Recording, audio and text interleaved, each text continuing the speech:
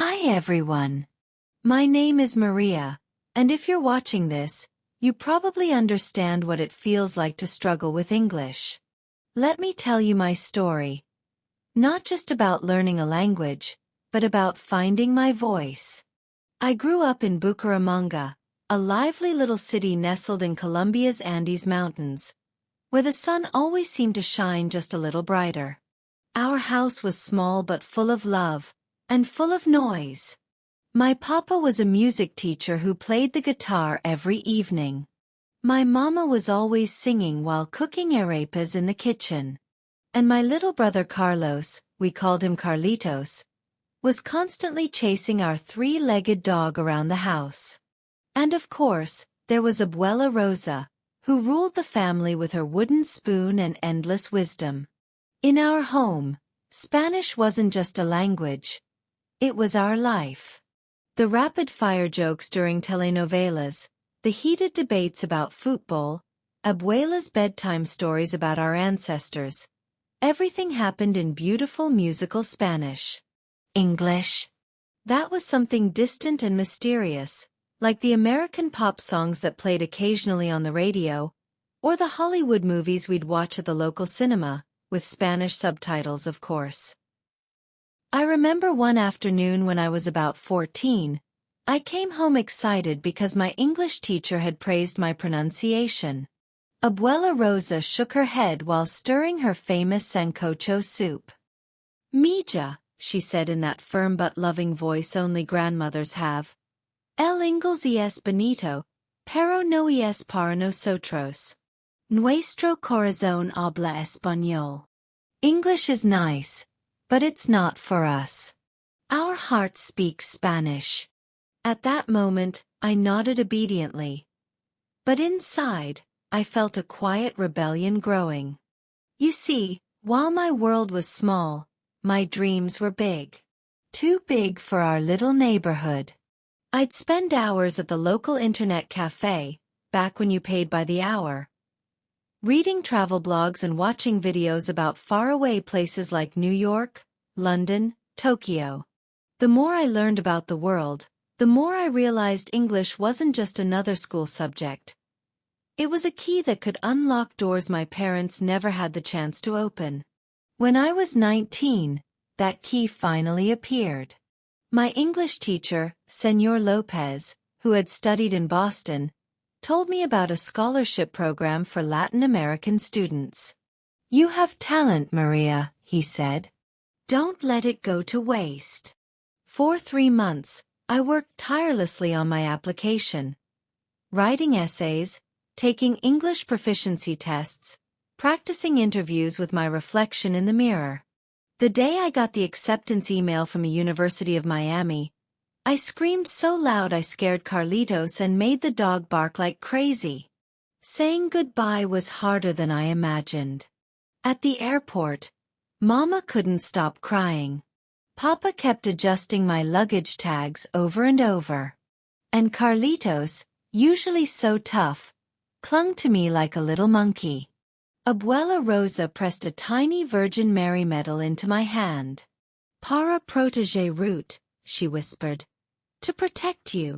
As the plane took off, I watched my mountains disappear beneath the clouds, my heart pounding with equal parts excitement and terror. When we landed in Miami, the heat felt familiar, but nothing else was.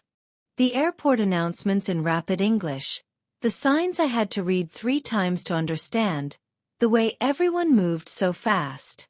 I clutched my suitcase like a lifeline, suddenly realizing I was no longer Maria, the confident girl from Bucaramanga. Here, I was just another immigrant struggling to say, "Where's the bathroom?" without sounding foolish. Little did I know this was just the beginning of the hardest and most rewarding journey of my life. The moment the plane's wheels screeched against Miami's tarmac, my stomach did a nervous flip.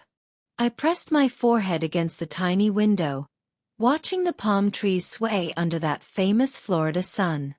Welcome to Miami International Airport, a flight attendant announced in perfect English that suddenly sounded 10 times faster than in my textbook recordings. As I shuffled through the crowded terminal, dragging my overstuffed suitcase, Mama had packed enough arepas to feed a small village. The reality of my new life hit me like a wall of humid air. All around me, conversations swirled, a mix of English, Spanish, and languages I didn't recognize. But even the Spanish sounded different here, mixed with English words like parking and shopping in ways that would make Abuela Rosa clutch her rosary. My first test came at immigration. The officer, a serious-looking woman with silver hair, barely glanced up as she asked, "Purpose of your visit?" I'd practiced this 100 times, but suddenly my carefully memorized response, "I am here to study at the University of Miami on a student visa," turned to mush in my mouth. "Estudie. I study in university," I managed to choke out, my face burning hotter than Colombian coffee. The officer sighed, stamped my passport with a thud that echoed through my bones, and waved me through without another word. Outside the airport, the taxi line moved terrifyingly fast. When my turn came, the driver, an older man with a gold chain and booming voice, tossed my suitcase in the trunk while rapid-firing questions. "Where to, sweetheart? You got luggage claim? Need AC or you want the windows down?" I caught maybe every third word. "University of Miami. Please," I whispered, gripping the scholarship paperwork like a sacred text.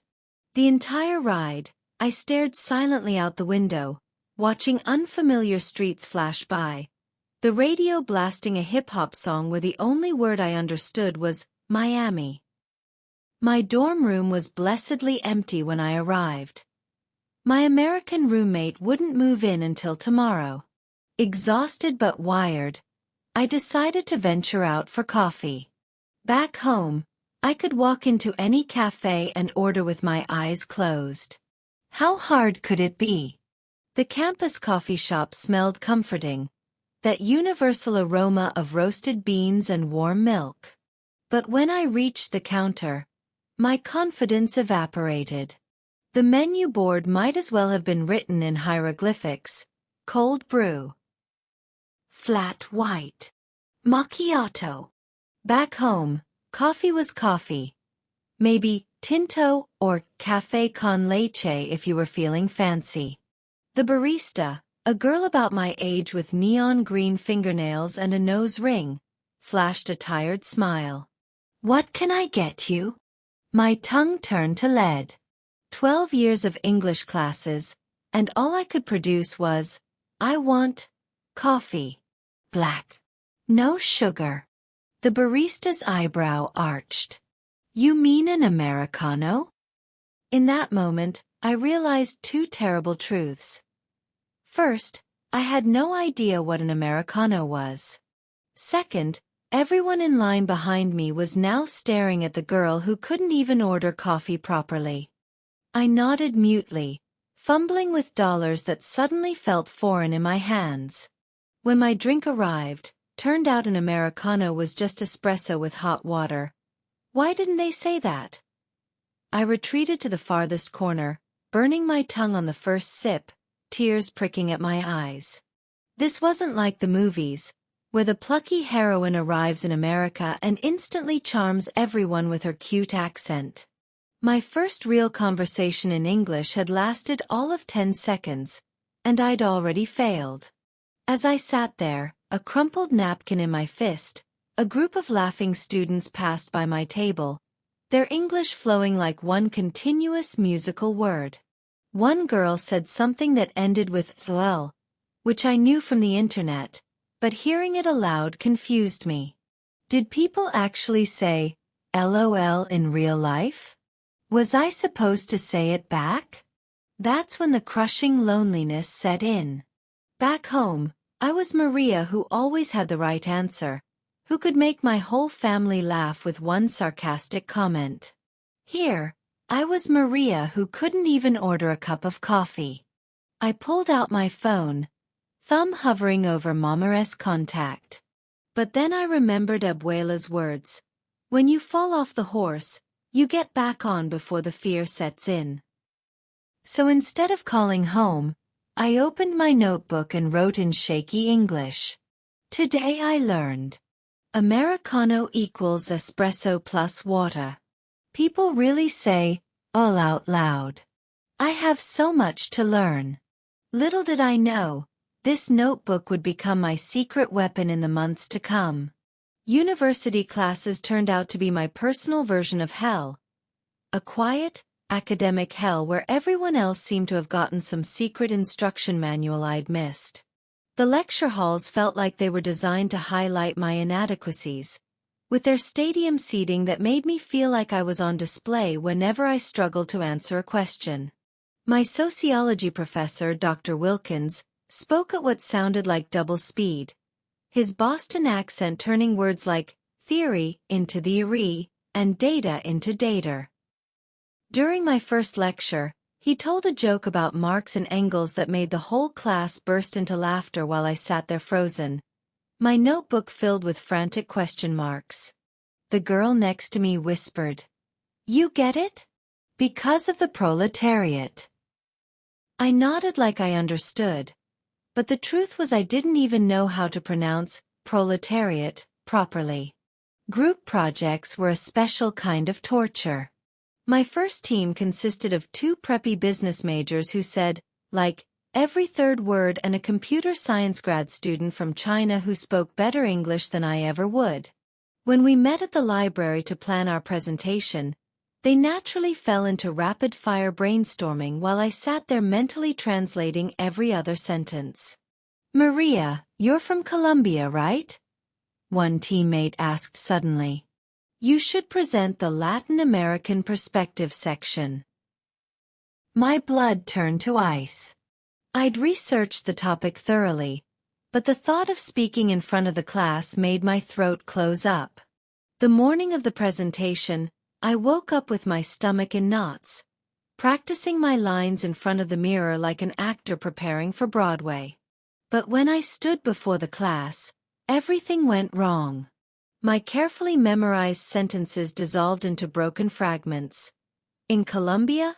The social. How do you say, the problems are more? A giggle erupted from the back row. Dr. Wilkins adjusted his glasses. "Could you clarify that last point, Maria?"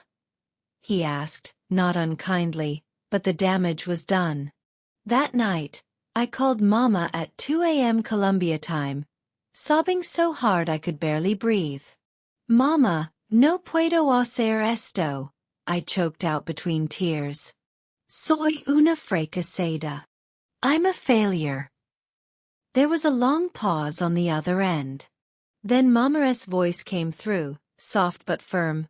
"Mijita, ¿sabes cómo se come un elefante?" Do you know how to eat an elephant? Before I could respond, she answered, "Bocado a bocado. One bite at a time." But the real knife to the heart came when my cousin Carlos visited during spring break. We hadn't seen each other in a year, and I'd been excited to show him my new life. But from the moment he arrived, he mocked my attempts to speak English. At a party with my classmates, when I struggled to explain a Colombian tradition, Carlos loudly interrupted in Spanish, "Ay, dijalo, estos gringos no van a entender." Oh, forget it, these gringos won't understand. Later, as we walked home, he threw an arm around my shoulders. "Why are you trying so hard to be someone you're not?" he asked, not unkindly. "We're Colombians, Maria. That's enough." Even my tío Miguel, usually so supportive, warned me during our weekly video call. "Ten cuidado, Sabrina.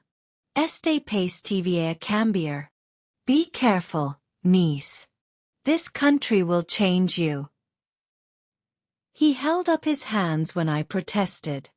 "I'm not saying it's bad. But don't lose yourself in the process." Their words haunted me. Was I betraying my roots by trying so hard to fit in here? The more I thought about it, the more I retreated into my Spanish-speaking bubble. I started skipping dorm social events, making excuses when my roommate Lisa invited me out. I even avoided the sweet old librarian who always asked about my day, because her southern accent made her questions impossible to understand. For 3 miserable months, I became a ghost at my own university, physically present but too scared to truly participate. I'd go to class, take notes, then immediately retreat to my room to watch familiar telenovelas, craving the comfort of rapid Spanish I could actually understand. Then one rainy Tuesday, YouTube's algorithm, which apparently knew me better than I knew myself, suggested a video. How to think in English. Stop translating in your head. The thumbnail showed a smiling Indian woman holding a notebook. Out of sheer boredom, I clicked. The teacher, Priya, spoke with joyful energy. If you're always translating from your native language, you'll always be one step behind in conversations. She demonstrated by pointing at objects around her, naming them instantly in English. The secret isn't memorizing more vocabulary. It's rewiring your brain to see the world directly in English. Something clicked in my mind that day. Maybe I'd been approaching this all wrong. Maybe English wasn't just a subject to study, but a new way of thinking. That night, I taped note cards with English words to everything in my dorm room: mirror, desk, pillow. When Lisa came home, she found me staring intensely at an apple, whispering, "Apple. Red apple. I'm eating a red apple." You okay?" she asked, eyebrows raised. For the first time in months, I laughed. "Not yet," I said. "But I will be." My English transformation began with something embarrassingly simple: talking to myself. Every morning, I'd stand in my tiny dorm bathroom, toothbrush in hand, and announce to the mirror, "Toothbrush. Blue toothbrush. I am brushing my teeth." At first, I felt ridiculous. If my roommate had walked in, she would have thought I'd lost my mind. But within a week, something magical started happening. When I reached for my shampoo in the shower, the word appeared in my mind automatically. No Spanish translation needed. I turned my entire life into an English classroom. Walking to campus? Play-by-play narration. I'm passing the big tree. The leaves are green. A squirrel is running. Making coffee? Now I'm pouring water. The coffee smells strong. My inner monologue became a constant stream of simple present tense, like a children's book come to life. The real test came during my weekly grocery trip. As I debated between Cheerios and Corn Flakes, why did America need so many cereal options? A middle-aged woman tapped my shoulder. "Excuse me," she said in that distinctive tourist tone. "Where's the milk?" And then, miracle of miracles, the words flew out of my mouth before my brain could interfere. "Aisle 4 on the left." No hesitation. No mental translation. Just English. The woman thanked me and walked away, completely unaware she just starred in my personal victory parade. I stood frozen by the cereal display, my heart pounding like I'd run a marathon. That tiny, 30-second interaction became my proof change was possible. Fueled by this success, I launched Operation English Immersion. 1. Digital makeover, changed my phone to English, which led to 3 panic-filled hours when I accidentally turned on airplane mode and couldn't figure out how to turn it off. Why does my phone say, "No service"?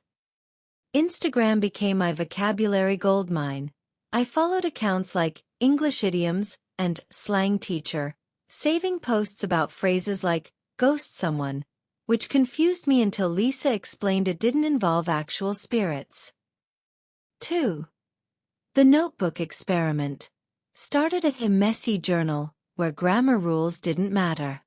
Some early entries. Today rained a lot. I forgot umbrella.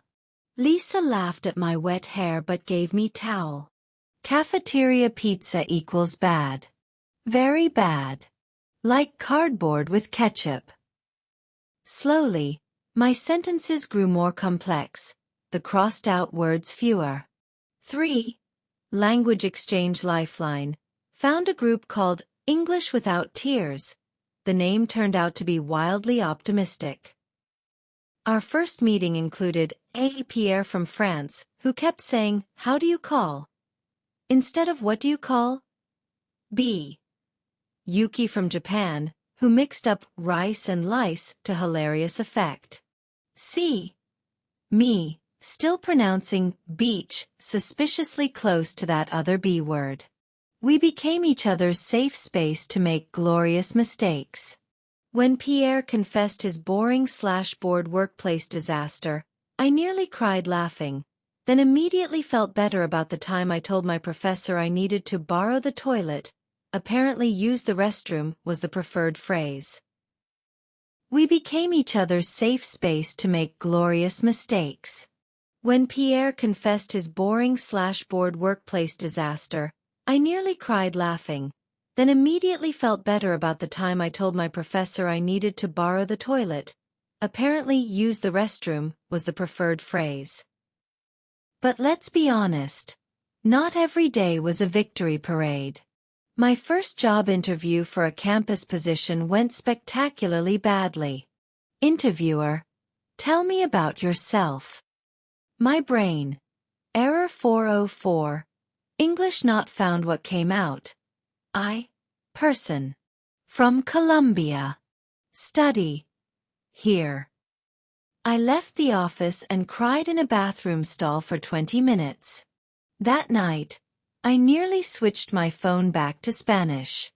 But then I remembered the grocery store victory, and how far I'd already come. So instead, I practiced answering interview questions in the shower for weeks. The real breakthrough came during finals week.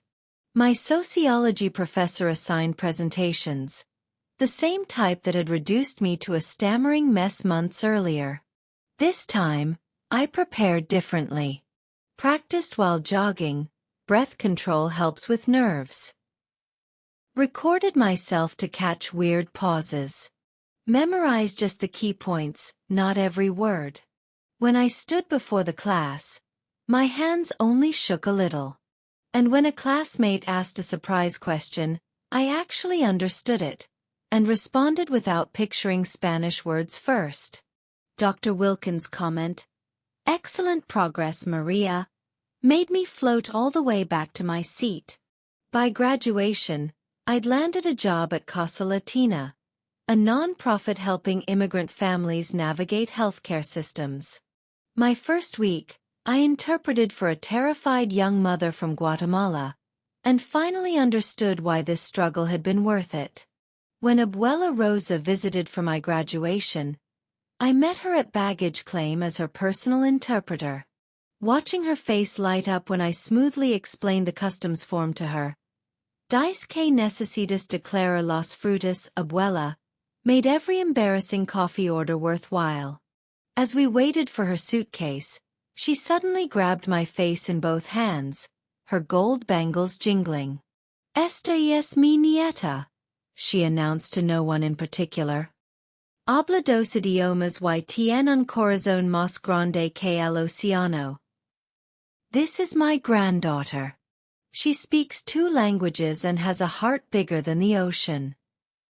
Then she whispered in my ear, "Y el inglés no te cambió, te hizo más tú." And English didn't change you. It made you more yourself. In that moment, I realized fluency wasn't about perfect grammar or native-like pronunciation. It was about having enough words to hold all your dreams. In every language your heart speaks. Even now, after years of living in English, I still have moments that remind me I'm forever a student of this language. Just last week, I told my coworkers we needed to put the chickens in the oven, instead of put the check-ins on the agenda. The entire office burst out laughing. including me. Because here's the truth no one tells you. You never stop learning. You just stop being afraid of mistakes. English isn't my first language, and it never will be. There are still times when I forget words mid-sentence, or when someone uses slang that sends me frantically Googling, what does no cap mean? But the difference between the Maria who cried over coffee orders and the Maria today? Now I see these moments not as failures, but as proof I'm still growing. The bridge I built. That bridge I mentioned? Let me tell you what it really looks like. It's made of embarrassing moments, like the time I asked a librarian where to find the books of dead authors. I meant the classics section. It's held up by small victories, when I finally understood a sarcastic joke, or when a stranger complimented my accent instead of mocking it. It leads to unexpected places, like helping a homesick Colombian abuelo fill out his medical forms last week, watching his face relax when I said, "Tranquilo, yo lo explico en español después." Don't worry, I'll explain in Spanish later. This bridge doesn't erase where I came from. It connects my worlds. Now, when my little cousin in Bogotá asks if English is worth the struggle, I tell her, "Es como aprender a bailar salsa y tango. Uno no borra al otro. Solo te hace más versatile." It's like learning salsa and tango. One doesn't erase the other. It just makes you more versatile. Your English journey starts here. To everyone watching this, whether you're just starting or have been struggling for years, here's what I wish someone had told me. Your accent is not your enemy. That Colombian twist on my R's? A French student once told me it sounds like music. What you consider a flaw might be someone else's favorite part of how you speak. The 1% rule. Progress feels invisible until it isn't. If you improve just 1% each day, in 100 days, you'll be 100% better. Start with one English thought per shower.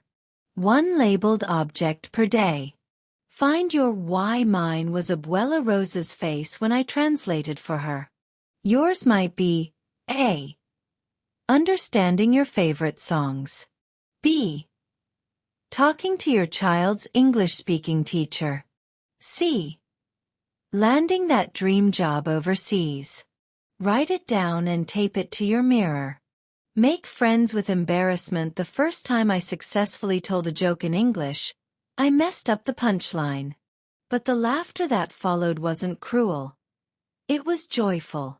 Now I collect funny mistakes like badges of honor. Let's build your bridge together. Now it's your turn. Tell me in the comments. What's one English word you recently learned?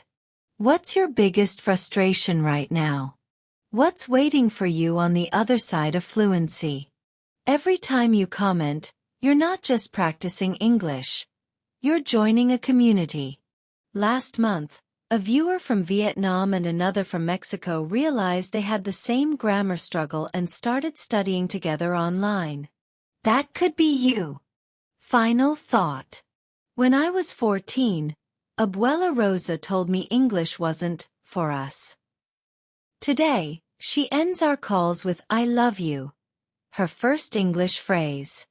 If that's not proof that bridges can be built, I don't know what is. So click like if you found hope in this story. Subscribe if you want more real talk about language learning. And remember, every expert was once a beginner. Even Shakespeare probably tripped over Old English as a kid. Hasta luego. See you later.